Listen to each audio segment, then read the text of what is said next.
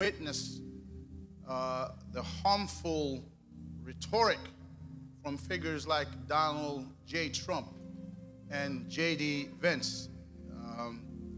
It urged us to pause and recognize the deeper forces at play. I want you to know that it isn't merely a political rhetoric. It is part of a larger spiritual battle. As Ephesians 6 verse 12 reminds us, for we wrestle not against flesh and blood, but against principalities, against powers, against the rulers of the darkness of this world, against spiritual wickedness in high places. What we see unfolding before us in hateful language and divisive policies and the manifestation of spiritual darkness, it is an effort to sow discord, to steal our peace, and to devalue the image of God and His creation. But as Christians, we are not called to fear or respond in kindness.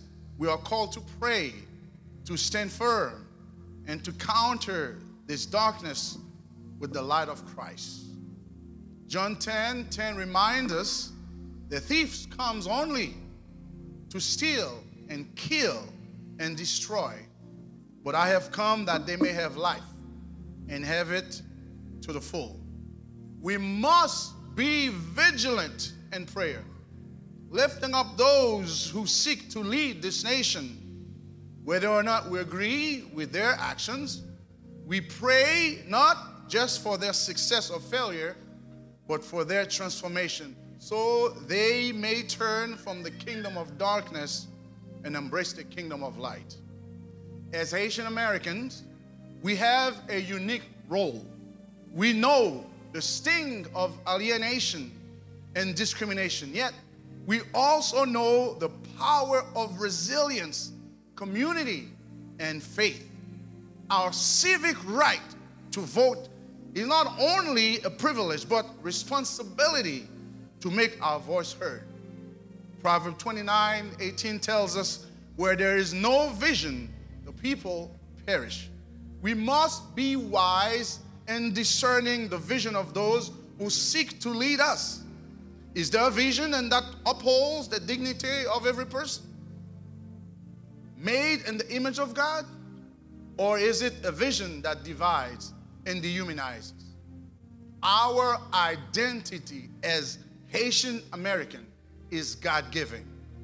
We are fearfully and wonderfully made, and we must never allow anyone to diminish that. Take pride in who you are, your heritage, your culture, and your faith. Stand firm against any attempt to suppress that identity. As we confront the challenges of division and hatred, let us remember this: God's kingdom is one of love, unity, and justice. Though darkness may seem overwhelming, we know that it shall be well with the righteous. Do not let fear dominate your heart. Instead, let the promises of God be your anchor. Let us continue to shine the light of Christ in a world that so desperately needs it. Pray for those who seek to sow division, and pray that God's kingdom of light prevails in the heart of our leaders and in this nation.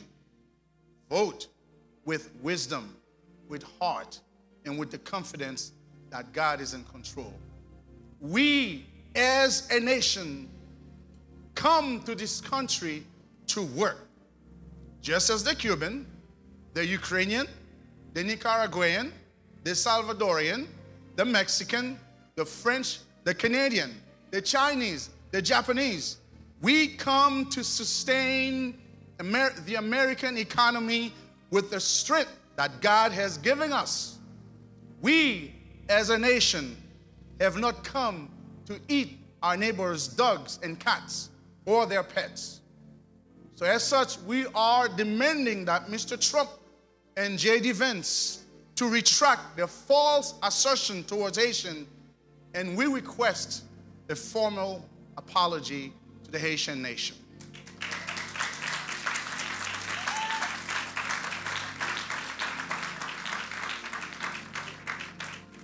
Thank you.